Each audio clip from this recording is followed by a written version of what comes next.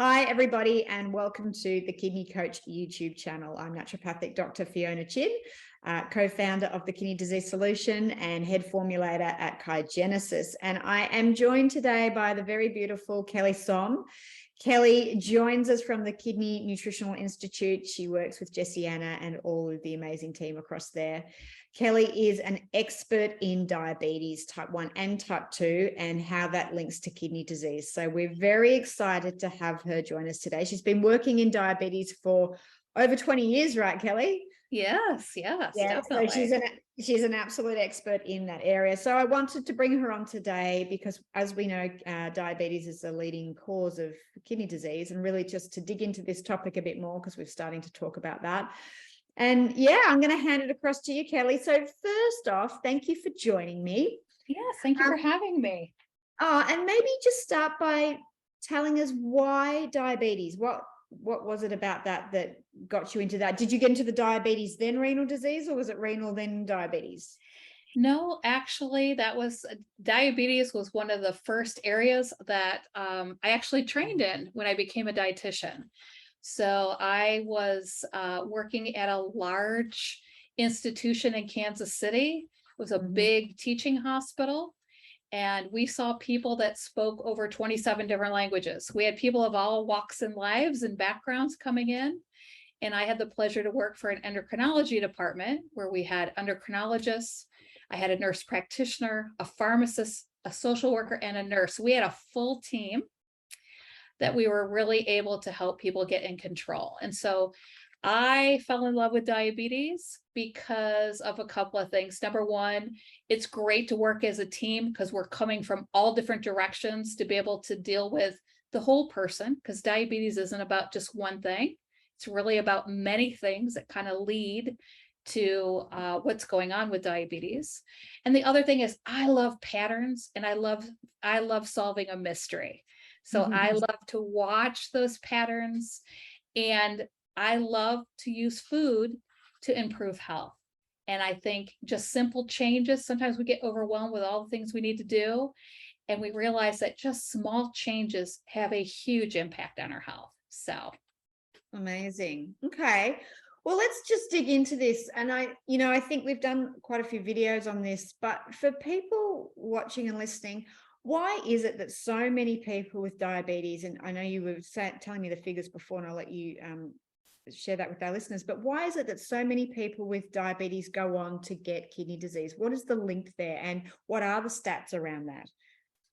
Yeah, so in the United States, last time I checked, it was about 34 million people. Of the 34 million people in the United States, about 10.5% of the population has diabetes. So, and that actually number is growing year by year. And unfortunately, even children are getting diagnosed with type 2, which is unheard of because of the changes in our diet, because obesity has become a bigger thing in the United States. And so we're seeing more and more children. I can tell you in my 20-year practice, I saw all 10-year-olds coming in with type 2, which was unheard of, 20, 25 years ago. So definitely that's a driver. One of the biggest problems is when our blood sugar is not in control, it actually affects all of the different cells in our body. So if those let me just explain. So as our blood sugars are high, okay, that blood sugar becomes like syrup in our vessels. So think of that. Think of like LA traffic. It's not moving very quick. And what does our blood carry? Our nutrients, our oxygen, all those things are so necessary for all of our cells.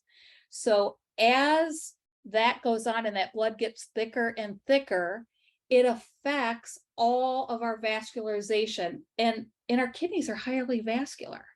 So that's how we affect cells in the kidneys. And if we don't get the nutrients, we don't get the oxygen, then those cells start to die. Okay. So that's how we affect our kidneys. And of course, it affects blood pressure because our kidneys are related to blood pressure. And most of the folks who have diabetes also have high blood pressure. which diabetes and high blood pressure are number one and number two reasons we end up with kidney decline in the first place. So that's really how they're related, is we're just clogging up those vessels. We're slowing it down thick. Just think of it. It's just trapping their thick molasses. And if you've ever seen really high blood sugar in a test tube, that's what it looks like. It almost looks like thick maple syrup. Yeah. And what are the stats? So of people with type 1 and type 2 diabetes, what's the percentage that will go on and get kidney disease?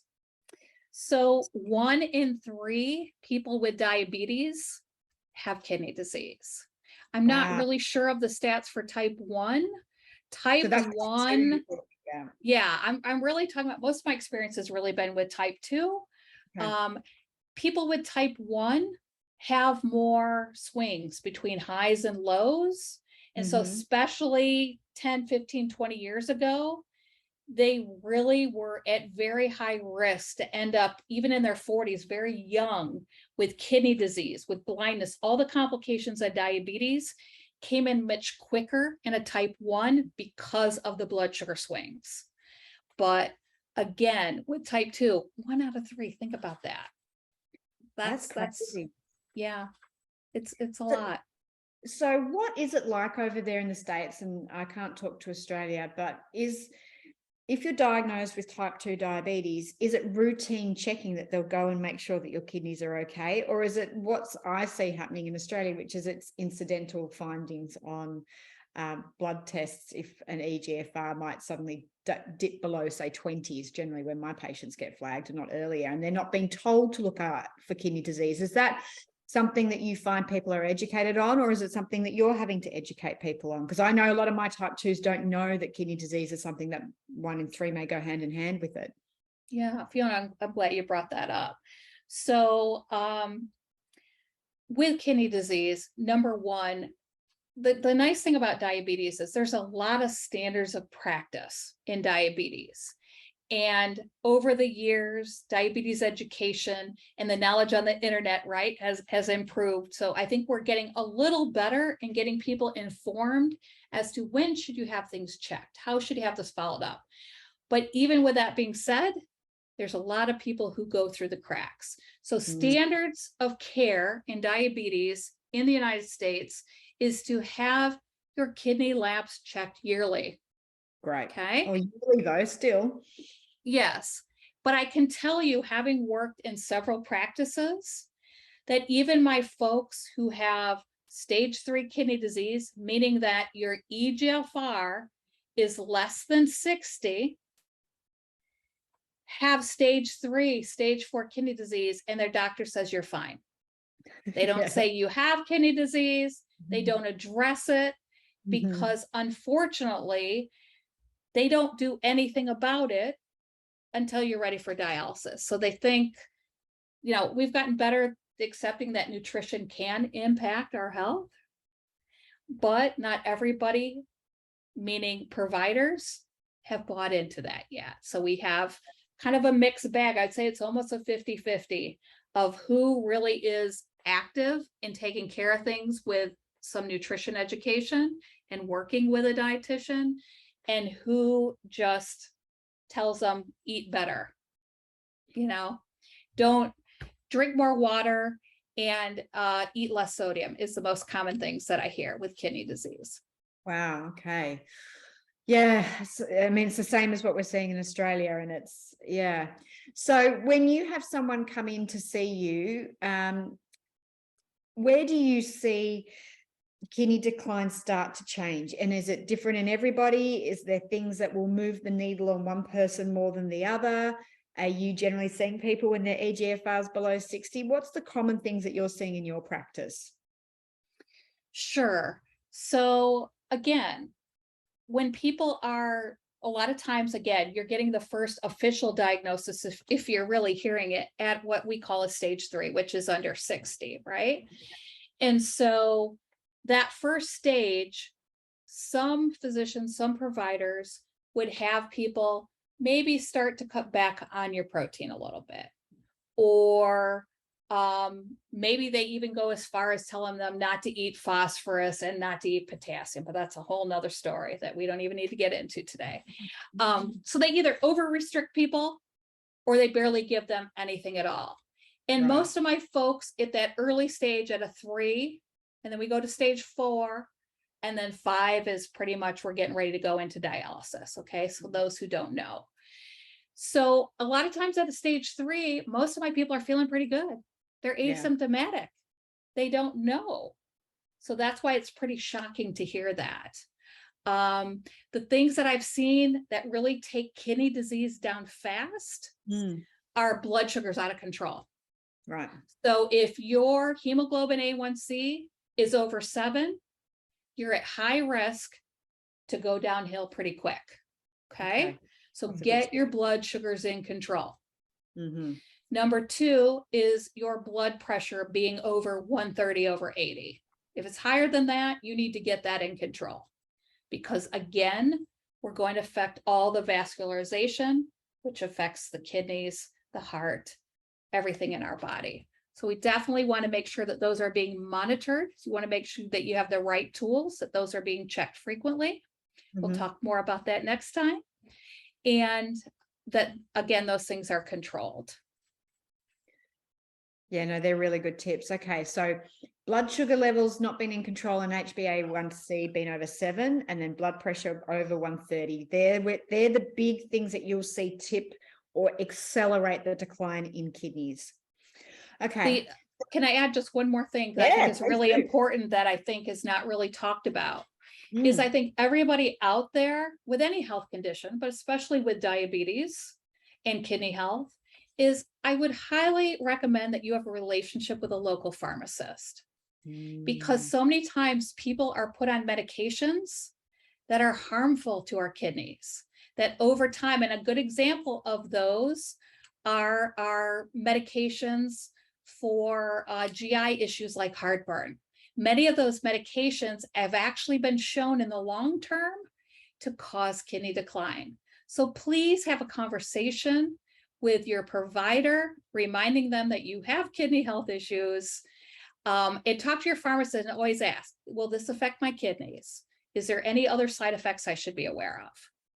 I think that's such a great tip, especially if you've been diagnosed with type 2, so you're already at risk of kidney disease. And how many people with type 2 diabetes have co-conditions like heartburn, or our non-steroidal anti-inflammatory drugs, as we know, can contribute as well. So a bit of arthritis, they're things that tend to go in the wheelhouse together for people, and people tend to be taking all these other medications without realizing that they're already at risk of kidney disease because their provider may or may not have told them.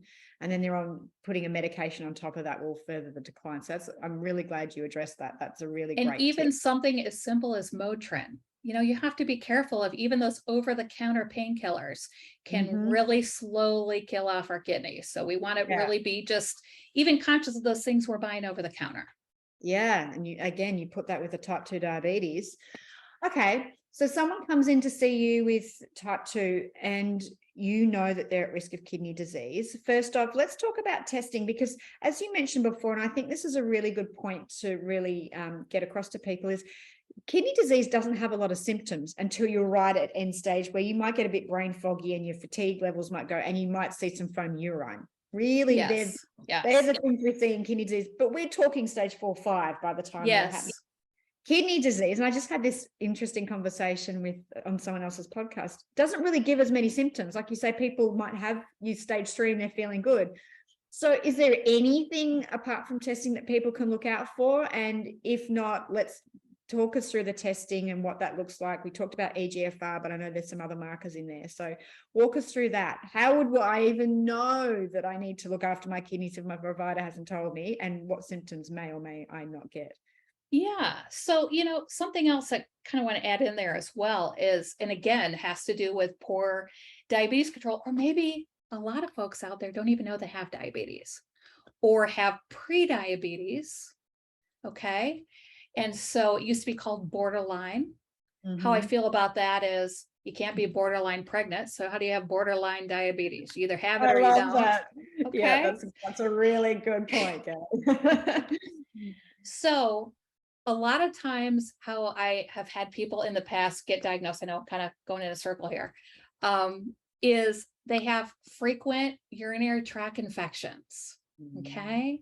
So again, if you're finding that you're having a lot of urinary tract infections, if you are finding that your urine is not light colored and it's different in color, or Fiona, as you said, bubbly, if you find that you're urinating more frequently than normal, again, can be blood sugar, can be kidneys, can be a combination of both.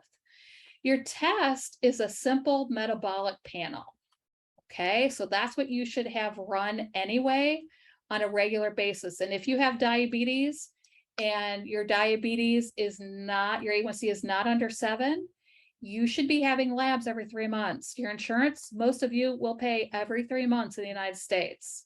Okay. If you are controlled, your insurance will pay every 6 months to 1 year. Okay. But in that comprehensive metabolic panel, or you can have a renal panel run, which is a little more comprehensive because you get a phosphorus level too. You're going to get that eGFR, that estimated glomerular filtration rate. Okay. So that's kind of that gold model of how we look at it.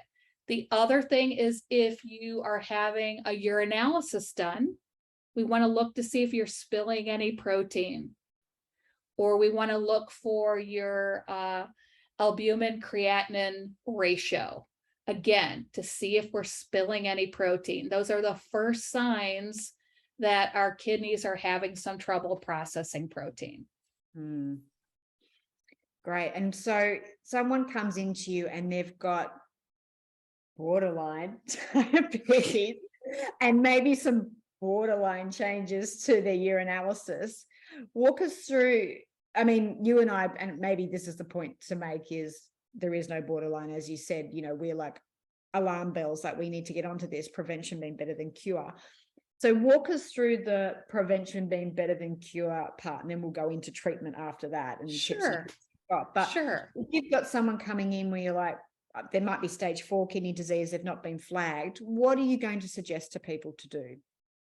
So the first thing I would do is have a conversation with your provider, right? You want to have a conversation. You want to go over your labs with them and make sure that they have a plan to monitor it, to look at your progress. So I definitely would start with your team in your office, and then look at the resources in that office. If there is a dietitian in that office, or a nurse in that office that has, you know, some starter education, start with them. They usually have a little more time. And then ask your physician for a referral. So again, with diabetes, I'm big about specialists.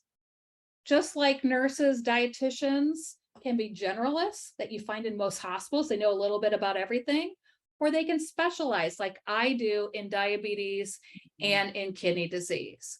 We work primarily with folks who have those things. And so we have a little more advanced knowledge and some therapies with food and supplements that can really make a difference in these areas. Now, back to the pre-diabetes. First of all, I want you to understand what that is. So if you look at your hemoglobin A1C, it says A1C on your labs. If that is 5.7 to 6.4, you have pre-diabetes. That is anyone from my generation. Warning, Will Robinson, warning. This is the time to prevent ever walking into I have diabetes. This is the prevention time. So this is where we want to make those small changes. If you're addicted to Mountain Dew, if you're eating candy like crazy, let's start there. Let's get rid of the simple sugars. Let's start to cut it back. Don't worry, you don't have to do everything overnight. Matter of fact, I had somebody who ended up in the ICU, had a hemoglobin A1C of 23. Never seen any of that high in my life. Oh he was drinking 2 liters of Mountain Dew a day. That'll do it. So the doctor he was on insulin in the hospital, wanted to put him on. I said, give me a minute to work with lifestyle. We slowly got rid of that pop. And in 3 months, he went from a 23 to a 6. Wow. Just from working on the simple sugars. So even those small changes of working on one habit at a time can make a significant difference. That is such a big point to show how soft drink in such a high volume totally changes the way that our bodies can handle glucose and insulin. And you were talking about that syrupy stuff. You imagine what his urine would have been like and how that can damage the kidneys. And it's such simple things. So keep talking about that. So, okay, we're pre-diabetic, and what else can we do? We're taking out the simple sugars, the pop, and the candy. What else would you, people are listening to this going, and give me the reference range again. It's 5.6 to 5.7 to 6.4 is considered pre-diabetes. If you're 6.5 or higher, you've joined the diabetes circle. Once you jump the fence, you're in for life, people. Even though you can go into remission, means that you're in amazing control, you still have it. It's a lifetime thing.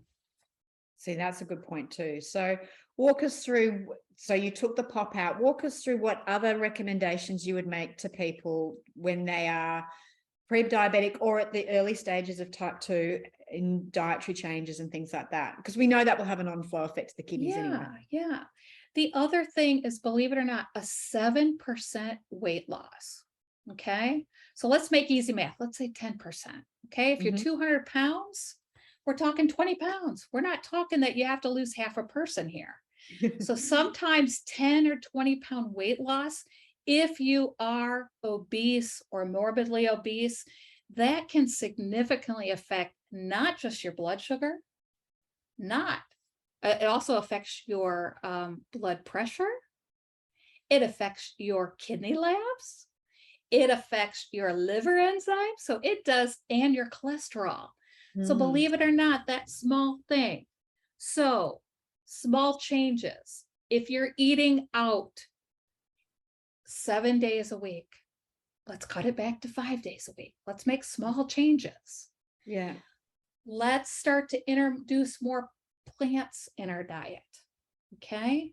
So maybe you have meatless Mondays and you try some plant-based casseroles or plant-based sheet pan recipes, right? I'm all about dump it on a sheet, put it in a thing and call it done. Yeah. Perfect. What else? What else would you recommend? So we've got some more vegetables. We've taken the pop out. We're doing some more plant-based sort of stuff. Again, look at empty calories, right? Let's find no calorie. Again, let's try to move away from a ton of sweeteners. A little bit to kind of get you off the regular stuff is okay. But, let's become better water drinkers. Let's bring the fluid in. It's going to help us feel fuller. It's going to flush those kidneys. It's going to flush out some of that blood sugar. And so, just becoming a good water drinker. Moving. So if you work a job like mine that I work from home now, we are sitting a lot, and sitting is becoming the new smoking. And so again, if you have an iWatch or you have an alarm on your phone or put a sticky note on your screen, I don't know, get up, every hour, get up, walk around, do a few little laps, go outside, look at the sunshine and come on back. Because all those little things make a difference. So get moving, some kind of movement. Start slow. If all you can do is 2 minutes, that's okay. It's a good start. It'll build over time. Yeah, such a great point. And it's doing small things that build on top of each other that gives us confidence to do more. And then, we drink a little bit more water, we have a little bit more energy. So therefore we can plan our meals a little bit better. We plan our meals a bit better, we feel a little bit more energy, and that leads into the next part. So it's just that building one thing on the other. And I noticed you and I love the whole team that Kay and I really does this, it's your treatment plans never seem to be too overwhelming. They're very realistic and they set people up to succeed versus failure, because you're not trying to move a mountain all at once. You're just chipping away at stuff, which I think is really important. And to come to that point, for anyone listening, the little things, and you talked about a 20% weight loss will have a 10% weight loss, 7 to 10% will have a dramatic impact on that. What sort of figures are you seeing if people can just shift a little bit of weight? I've seen people go from abnormal labs to to normal. I've seen, hemoglobin A1Cs that were over 7, all of a sudden now they're, 6, 9 or lower. So all of those little things really make a huge difference. Like I said, I've seen liver enzymes come down, and people are looking like they're, getting a little fatty liver going on with the obesity. Those have come down. So all of the labs are really impacted by getting to a healthier weight. And just, again, maybe we don't get all the way down, but just that small decrease. And, the big benefit, we're all about, what does that do for me now, right? Well, the thing you're going to notice right away is that you feel better. Yeah. You've got more energy, all those things. It's so funny how over the years, and even with my own personal experience, right? We're all guilty of this. You don't realize that you don't feel good until you feel good. Does that make sense? True. Yeah. With diabetes, a lot of times you're achy, you're headachy, maybe a little dizzy, all these things that you've just gotten used to being part of life. That just is normal now until you start feeling good. And you're like, that was not normal. So all those changes. The other thing I would recommend is, as we're eating more plants, we're getting more fiber. Fiber actually helps slow down the breakdown of carbohydrate into our blood, which transfers or translates into sugar, which again, that fiber is going to slow it down. So instead of getting a big burst, like we drink pop and it's like rocket fuel, your blood sugars go. Yeah. But you eat some food, you eat a little salad, or you eat, something with more fiber in it, more plants. And now that sugar is released kind of over time and slowly over 3 hours versus all at once in the next 10 or 15 minutes. That's a really good tip, Kelly. Fiber is amazing for that sort of stuff. Okay, so there's some really great tips in there. So what I heard was cutting down the pop, increasing water, increasing your fiber, losing 7 to 10% of body weight through just moving a little bit more and doing a bit more regular movement. Sitting is the new smoking, which I totally agree with. Introducing something like a meatless Monday, so getting more plants and vegetables and those sort of things in there. So I think they're all very easy doable tips to start with. And you're talking 7 to 10% body weight, which should be achievable through some very simple things like that.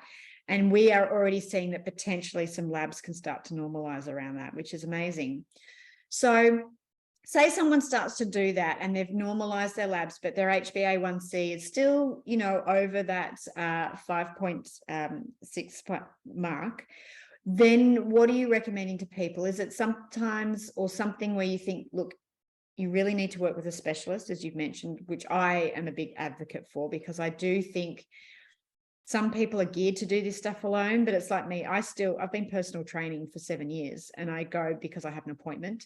I go that someone has me accountable and they can change my program. I don't have to think about it. Do you see your role as a diabetic specific dietitian as that sort of thing for people?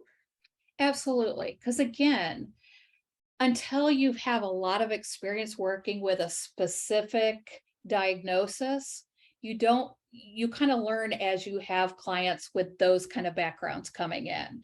So for example, pattern management is an advanced skill. What do I mean by that? So that's looking at what is causing the rise of these blood sugars, or why are we having a bunch of lows?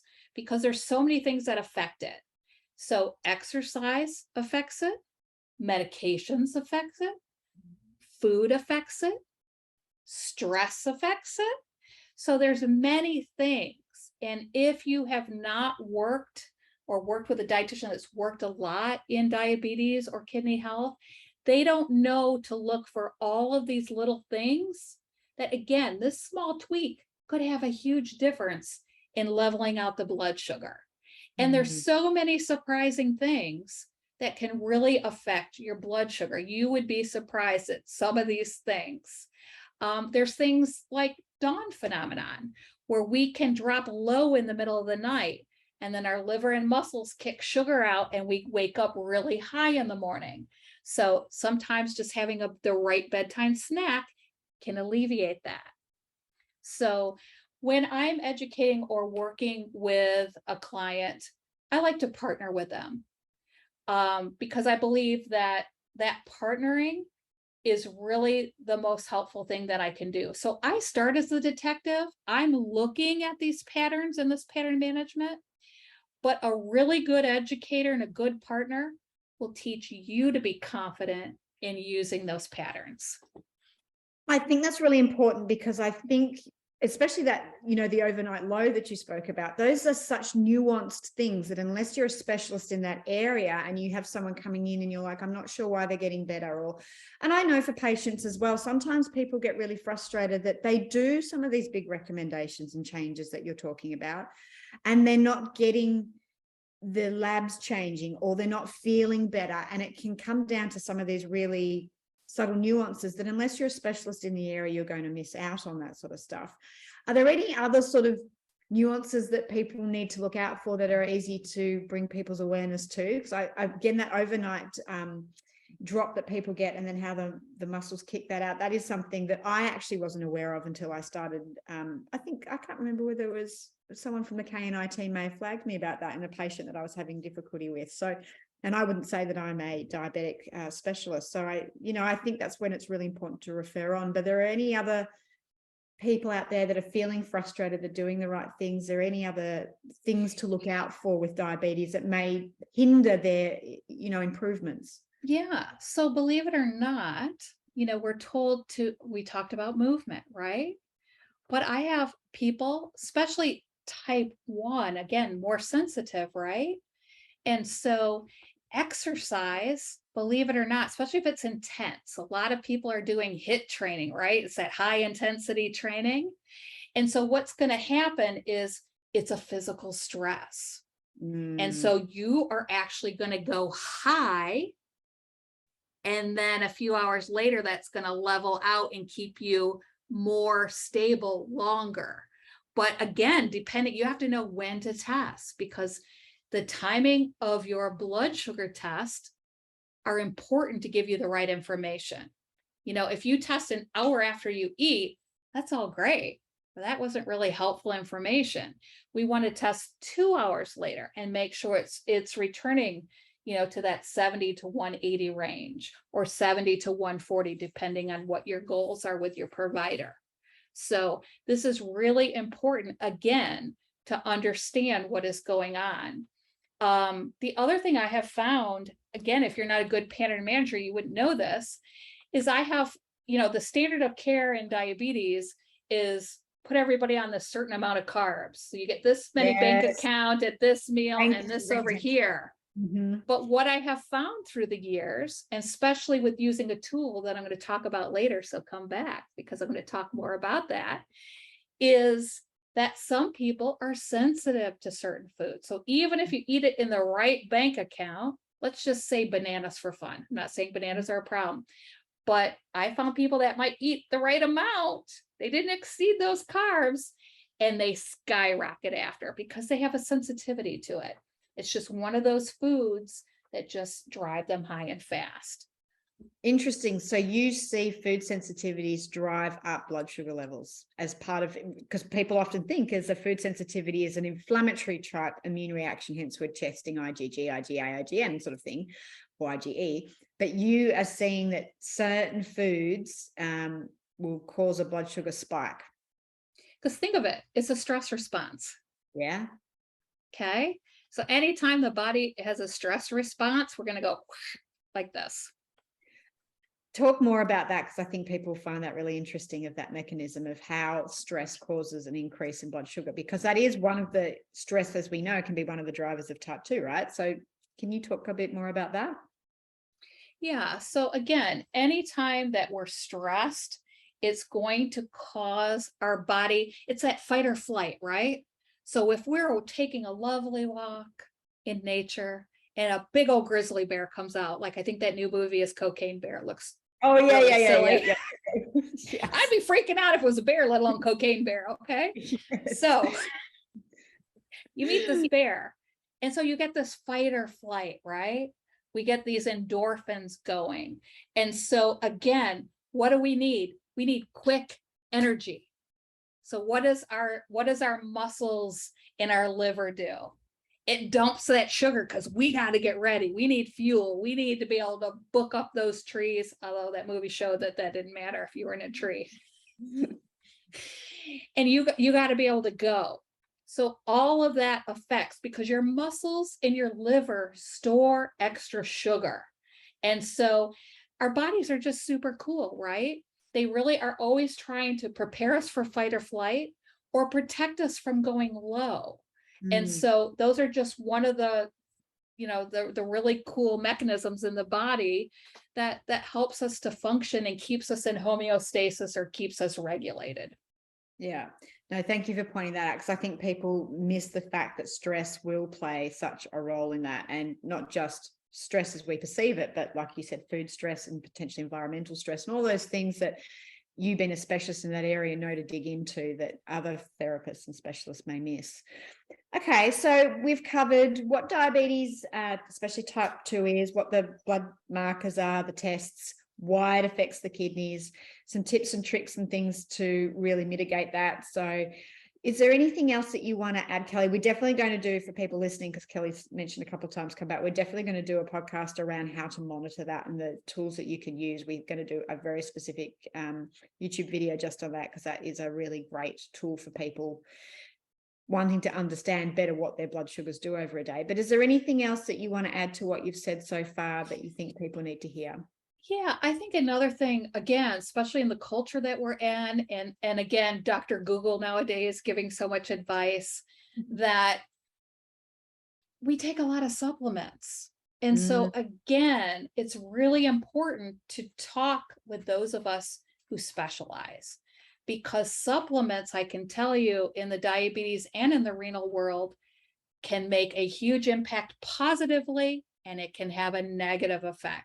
So they work synergistically with our medications. They can interact with them, or our food. So you really have to understand how to take them, when to take them, the right brands.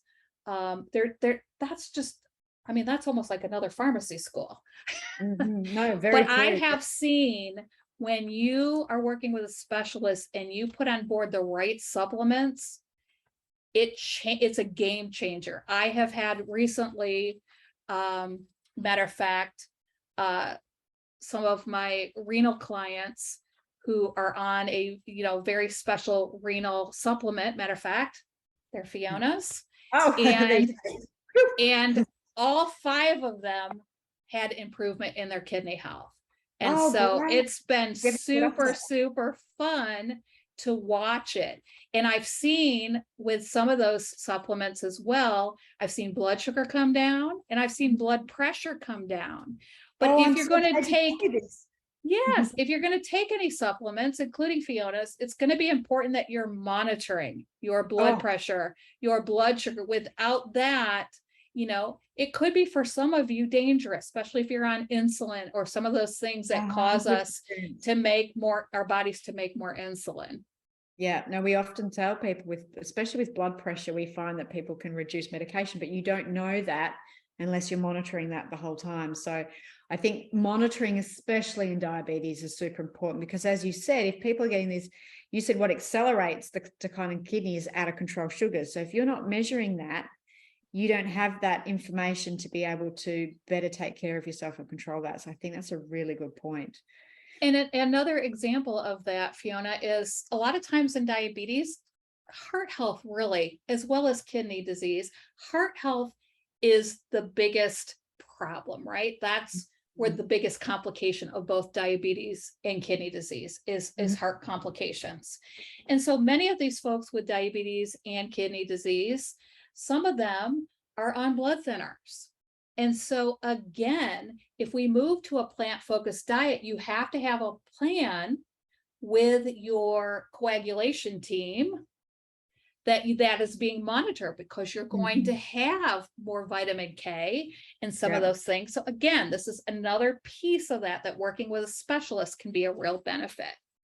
Yeah, no, I agree. And especially, like you say, a specialist that knows what they're doing, which is what a specialist is. But they're all the nuances that I think get missed when you just potentially get moved through the health sector into generalists versus specialists. And especially when you're dealing with diabetes and how the nuance is in blood sugar control, I think they're all really good points. So before we wrap up, is there anything else that you want to add? No, like I said, this has been really fun.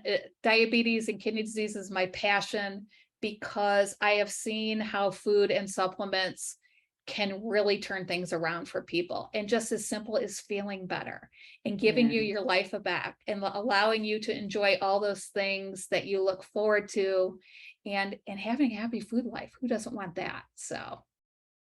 No, I really appreciate you coming on, Kelly, and your wisdom and expertise in this area, and passion absolutely shines through. If anyone wants to get in touch with Kelly, and you said you work from home, which means to me that you're able to do lots of long distance consults and Zooms and things like that. Yes. Is that right? Yes. Okay, so Kelly is accessible to anybody listening to this that has diabetes, and even if you don't have kidney disease and you're worried about developing it, that is her passion. You can go to kidneynutritionalinstitute.org and then go down to staff, and Kelly's profile will be there. I'll put a link below, and if you want to reach out to Kelly and anyone from that team, you'll be able to do so. As we say, it's really important to work with specialists that know what they're doing, and you can hear from some of the things that Kelly brought up that these are things that maybe some of your other specialists may have missed, and slight nuances that can actually make a really big difference and impact on your health and your health trajectory and how long you stay well for, and able to prevent things, not even just slow down the use of it, but actually prevent using things like dialysis and things like that. So Kelly, thank you. If you want to know more about what we do, head to www.kidneycoach.com. The supplements that Kelly spoke about there, Kidney Prime and Kidney Advance, and we actually have a new blood glucose restore on there as well for diabetes. So Kelly, you'll have to let me know if you start using that with patients, and let me know how that goes. Head to the shop store, all the information is there, as well as the Kidney Disease Solution Program. Make sure you hit subscribe. You'll get notified anytime we put out new content. And Kelly's definitely coming back. We're going to do a whole episode on just tools to monitor blood sugar levels and what that looks like, which would be really great as well. So thanks again, Kelly. I really appreciate you and your wisdom and your passion. Thank you for everyone listening and being part of our community. And we look forward to seeing you next time. Bye. Thank you, Fiona. No worries.